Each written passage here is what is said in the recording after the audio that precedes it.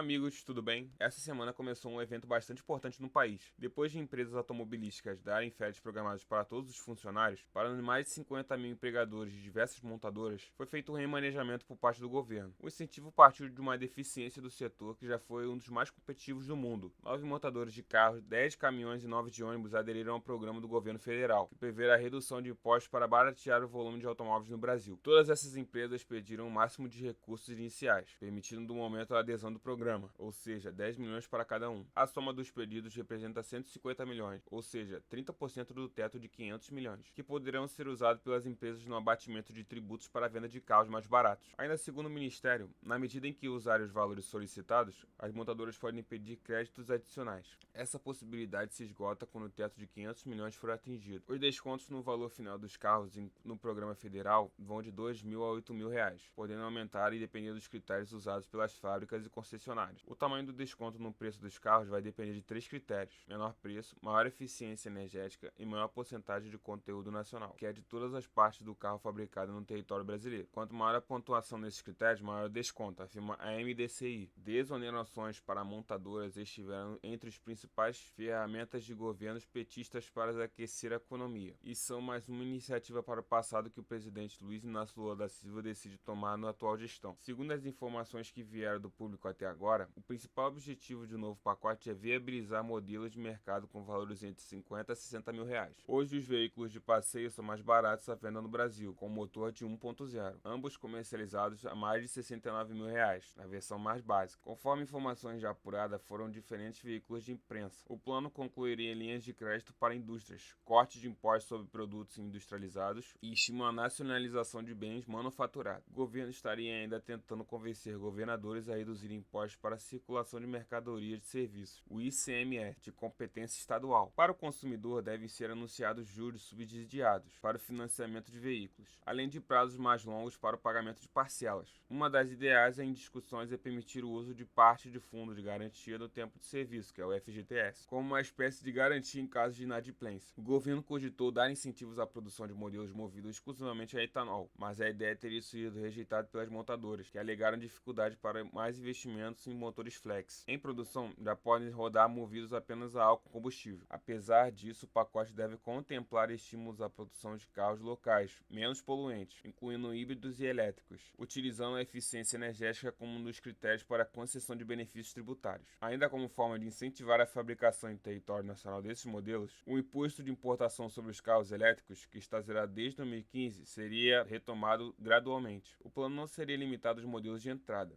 podendo baratear automóveis de até 100 mil reais, que retirariam o mínimo possível de itens opcionais. Os resultados da medida também são controversos. Benefícios fiscais concedidos a montadoras instaladas na região Norte, Nordeste e Centro-Oeste, por meio das chamadas políticas automotivas de desenvolvimento regional, já custaram mais de 50 bilhões aos cofres públicos desde 2010. Sem os efeitos esperados, o programa foi implementado pelo governo do ex-presidente FHC, Fernando Henrique Cardoso, e sucessivamente prorrogado pelo Congresso, e agora tem validade até o fim de 2025. Segundo a auditoria conjunta do TCU e da CGU, as políticas tiveram impacto pequeno localizado no PIB per capita, no emprego geral e no emprego técnico-científico, não contribuindo assim para o desenvolvimento regional, que é o seu maior objetivo. Entre 2017 e 2021, a renúncia foi mais de 5 bilhões por ano. A indústria automobilística, no entanto, defende as iniciativas e espera que o novo pacote de medidas ajude a recuperar o setor, em estagnação desde o início da pandemia. No momento, várias montadoras estão em produção suspensa temporariamente, ou cortaram turnos de trabalho nas fábricas em razão de problemas de fornecimento de componentes de baixa demanda. Incentivos à indústria automotiva são práticas do governo brasileiro desde a década de 1950, quando então o presidente Juscelino Kubitschek concedeu tratamento cambial diferenciado para as importações de máquinas e equipamentos para a Ford se instalar no país. Desde a redemocratização, medidas nesse sentido foram adotadas pelo ex-presidente Fernando Collor, que isentou impostos para montadoras para conter a inflação. Anos mais tarde, reduções temporárias do IPI para veículos foram adotadas pelo governo Lula como políticas anticíclicas. anticíclicas para sustentar a economia do país após o choque da crise financeira global e do fim na década de 2000. Em dezembro de 2008, Guido Mantega anunciou corte no imposto, que inicialmente duraria até março de 2009, mas foram sucessivamente prorrogados e só terminariam em março de 2010. O ministro repetiu a receita do governo Dilma, com reduções de IPI de 2012 a 2014. As desonerações ajudaram o setor a manter empregos e elevar a produção, que alcançou um nível recorde. Porém, as medidas foram ao mesmo tempo um caso típico de escolha de vencedores. Em vez de promover uma redução geral e linear de impostos, o governo optou por estimular a indústria específica, dona de um dos mais poderosos lobbies do país. Viciado em benefícios, nos anos seguintes o setor demonstrou grande dificuldade de crescer sem algum tipo de estímulo oficial. Outra política pública para as montadoras foi o Inovar Alto, lançado por Dilma em 2012. O programa concedia a redução do IPI para empresas que se comportassem com investimentos em pesquisa e desenvolvimento e com metas de eficiência energética. Havia ainda requisitos mínimos de conteúdo local, o que levou a Organização Mundial do Comércio, a OMC, a condenar o Brasil por práticas ilegais de comércio exterior. As montadoras, porém, voltaram a pressionar o governo por uma nova política industrial. Em 2018, Michel Temer reeditou a iniciativa com ajustes. Senhores, se vocês viram o vídeo até agora, peço muito obrigado. Se puderem se inscrever, a sua ajuda é a minha ajuda. Muito obrigado a todos e até o próximo vídeo.